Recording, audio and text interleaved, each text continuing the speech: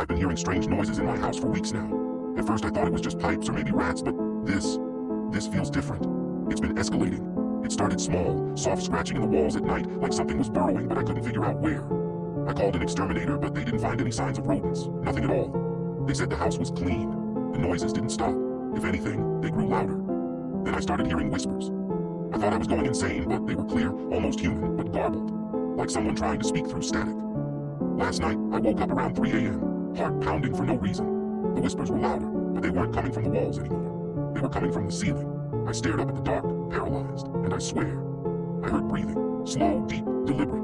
I couldn't move. I didn't even want to. Whatever it is. I think it knows I'm aware of it now. I don't know what to do. I don't want to stay here, but I don't think it's something I can just run from. I think it's inside the house, and I think it's waiting for me to notice it fully. Has anyone else experienced something like this? Please, I need help. Terrified to go to sleep tonight.